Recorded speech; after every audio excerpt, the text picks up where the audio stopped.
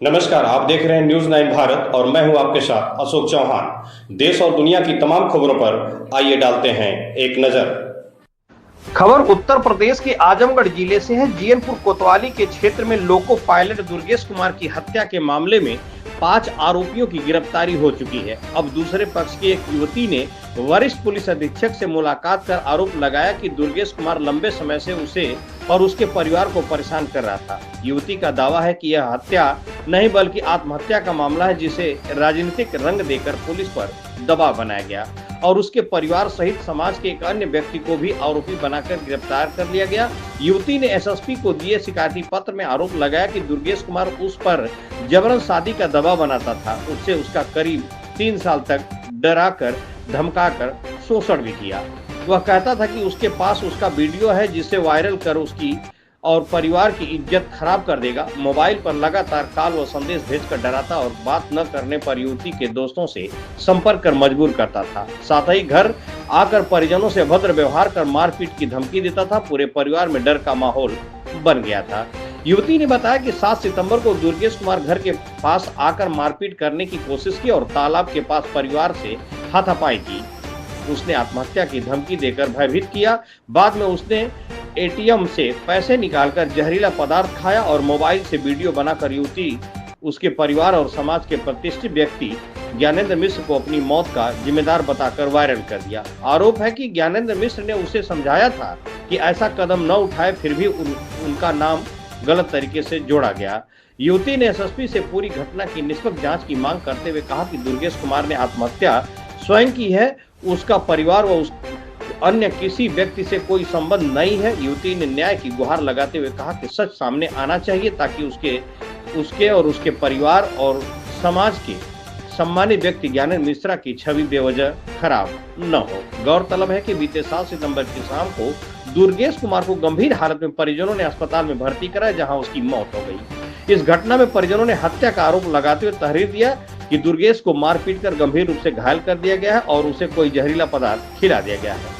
घटना के बाद परिजनों ने जाम लगाकर प्रदर्शन किया था और कार्रवाई की मांग की थी। इस घटना में 10 सितंबर को पुलिस ने 5 आरोपियों को गिरफ्तार कर जेल भेज दिया है। न्यूज़ 9 भारत से अमित खरवार की खास रिपोर्ट। क्या नाम आपका है? मेरा नाम क्षमता यादव है। कहाँ की रहने वाली हैं? जीयनपुर बाजार खास के रहने वाले हैं। आज आप एसपी कार्यालय आई हैं, क्या मामला है? मामला ये है कि सर दुर्गेश कुमार ने जहर खा के आत्महत्या की। इसकी धमकियां वो मुझे लगातार देता रहा और उसके परिवार वाले मेरे परिवार पर उसके आत्महत्या को हत्या बता के मेरे निर्दोष परिवार को फंसा रहे हैं। मुझे न्याय चाहिए सर। कितने लोग फंसे हैं आपके परिवार के? मेरे परिवार के 6 लोग फंसे हैं और एक ज्ञानेंद्र मिश्रा जी, ज्ञानेंद्र मिश्रा का इसमें कोई दोष नहीं है, वो सरासर निर्दोष इंसान है। तो पुलिस का क्या मतलब, क्या कहना है? क्यों उनको फंसाई? वो उसके घर वाले कह रहे हैं कि मेरे घर वाले उनको मारे पीटे हैं और पूरे दोष सब ज्ञानेंद्र मिश्रा पे लगा दिए कि जहर वो पिलाए हैं, जबकि वो समझाने के अलावा उसको और एक लफ्ज भी कुछ नहीं बोले थे। मामले की शुरुआत कहाँ से हुई? ऐसे ये कहा जा रहा है कि क्या आपका उनको कोई परिचय था पहले से? हाँ, परिचय यही था सर कि जो ज्ञानेंद्र मिश्रा सर का स्कूल है वहीं पे वो पहले पढ़ाने जाता था, मैं वहीं पे पढ़ती थी। उसकी मेरे पे गंदी निगाह हो गई थी।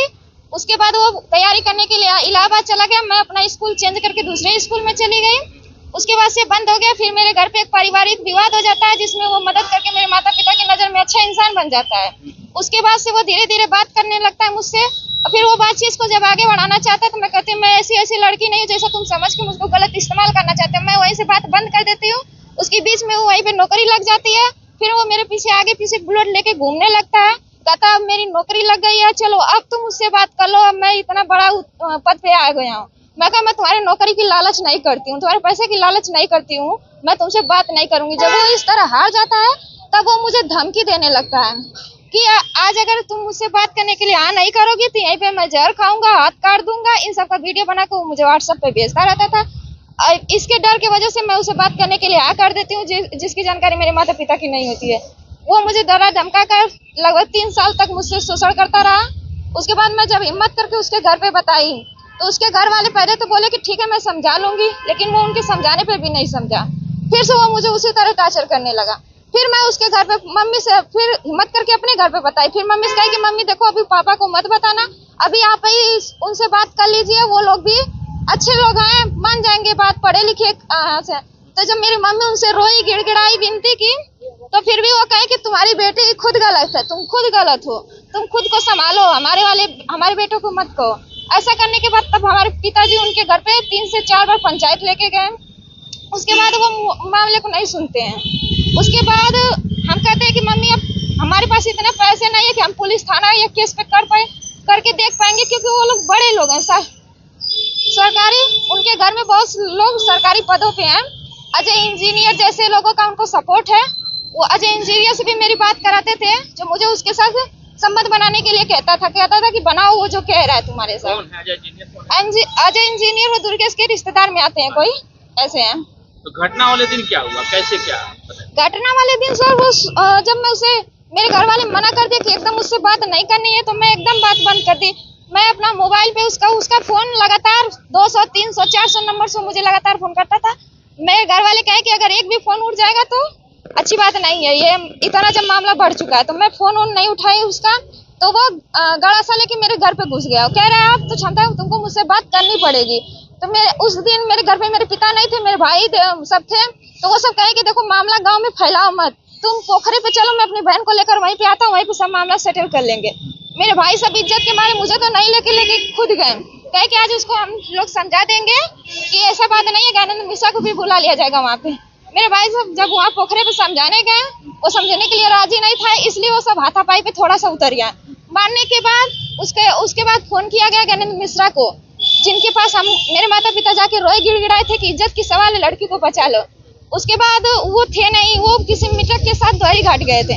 वो बोले कि उसको वहीं पे बैठा के रखो, मैं आता हूँ तो उसको समझा रहा हूँ। उसके बाद वो सर लगभग 1-2 घंटे बाद आए।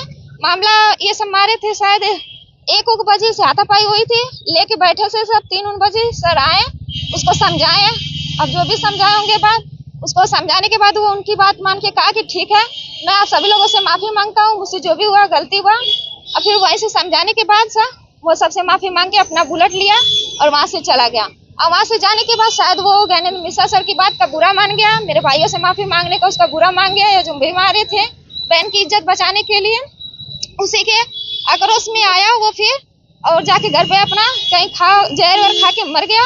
और उसका सारा साजिश ज्ञानेंद्र मिश्रा सर पे डाल दिया, मेरे परिवार वालों पे डाल दिया। यही मामला है सर। आपका कहना है कि उसकी हत्या नहीं हुई? उसकी हत्या नहीं हुआ, वो आत्महत्या किया है। इसके सबूत उसने मुझ पे बहुत बार मेरे व्हाट्सएप पे भेजा। जब आपके घर पे गया तो कोई वीडियो फोटो बना था कि नहीं? नहीं सर, वो घर से लेके गया था, तो हम लोग डर गए और कहने नहीं ऐसे पूरे गाँव में मामला मत फैलाओ, तुम पोखरे पे चलो, वहाँ पे कोई नहीं रहता, हम लोग अकेले में बात कर लेंगे वहाँ पे, इसलिए मामला वहाँ पे गया।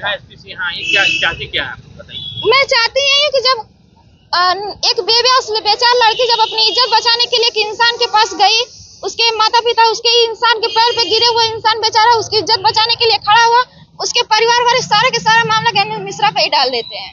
यही तो मुझे इंसाफ चाहिए, मुझे ज्ञानेंद्र मिश्रा, मेरे परिवार सभी लोग निर्दोष हैं।